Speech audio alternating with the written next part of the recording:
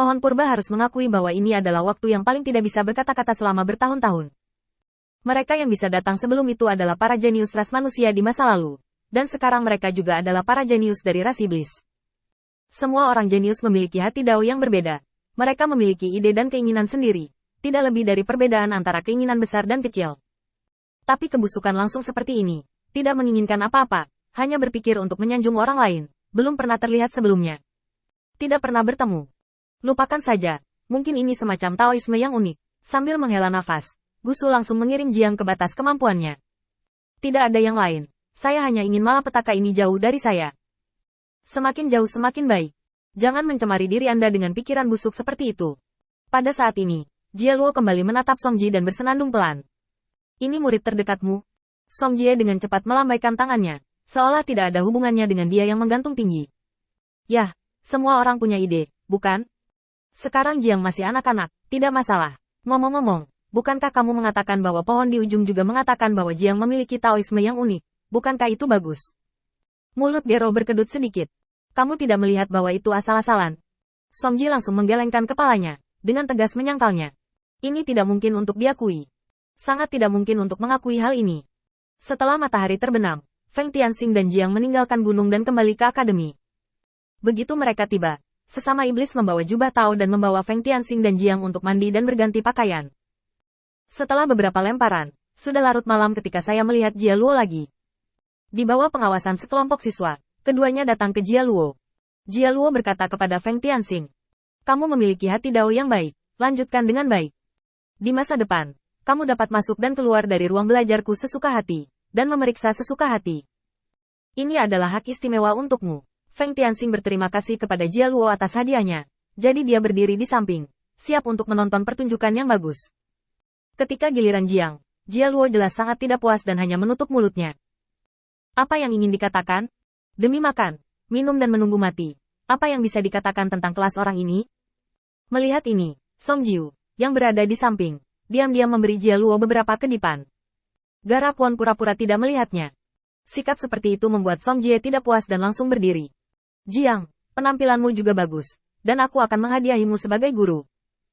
He Jie Luo memiliki ambisi. Kami tidak memilikinya, dan kami tidak membutuhkannya. Setelah berbicara, di depan orang banyak, dia mendorong Jiang menjauh dari tempat kumuh itu. Feng Tianxing bisa melihatnya dengan jelas. Meskipun Jie Luo sedikit marah, dia tidak mengatakan apapun atau melakukan apapun. Jadi sepertinya ini tidak sesederhana kelihatannya. Entah dia memiliki keterampilan nyata di tangannya, atau identitasnya tidak sederhana. Segera melangkah maju. Tuan, saya beruntung dengan beberapa kesempatan hari ini. Saya harus meminta nasihat Guru Song Ji di masa depan, dan saya juga meminta Tuan untuk mengizinkan saya keluar dan menjelaskan sedikit kepada mereka saat ini.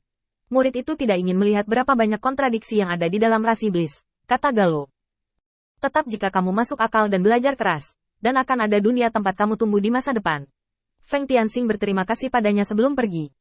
Di sebuah restoran di kota, Feng Tianxing melihat Jiang dan Song Ji saling berpelukan, merasa sangat bahagia di dalam. Tampaknya tidak satu pun dari mereka yang memperhatikan masalah sebelumnya. Dia segera masuk dan duduk di meja untuk dua orang. Tuan, tidak terlalu berlebihan bagiku untuk datang makan malam, kan? Song Jie juga memiliki beberapa keanehan yin dan yang. Siapa yang memintamu untuk datang? Orang tua Garona mengharapkanmu membujukku untuk kembali? Feng Tianxing langsung menggelengkan kepalanya. Bukan itu masalahnya. Muridnya yang ingin berbicara dengan tuannya tentang hal-hal sepele seperti kultivasi dan senjata ajaib. Memprovokasi hubungan antara dua orang sekarang jelas akan berhasil, tetapi efeknya akan sangat terbatas. Keduanya seperti teman lama yang memiliki hubungan sangat baik. Mereka akan mengalami konflik karena masalah kecil, tetapi pada titik tertentu, hanya masalah waktu untuk mengembalikannya ke keadaan semula. Tindakannya saat ini akan menjadi bukti kejahatan saat mereka melanjutkan kontak. Oleh karena itu, Feng Tianxing tidak bertindak gegabah, dan dia masih menghargai identitas Feng Tianxing sebagai murid Jie Luo. Song Jie tiba-tiba menamparkan meja.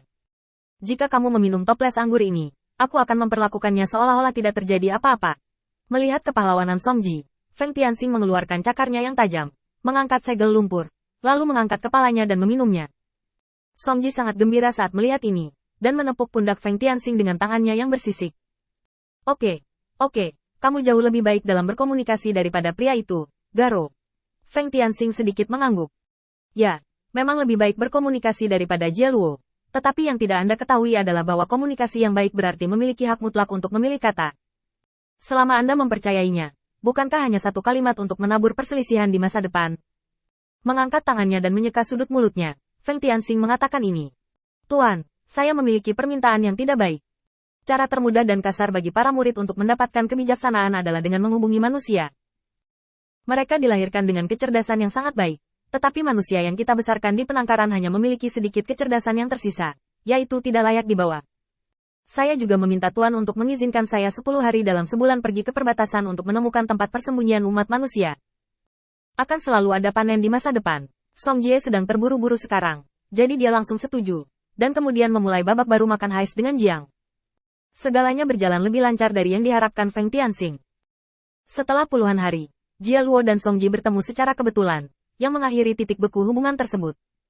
Selama periode setengah tahun ini, Feng Tianxing juga pergi ke perbatasan beberapa kali untuk menemukan jejak umat manusia, tetapi sayangnya, tidak ada keuntungan.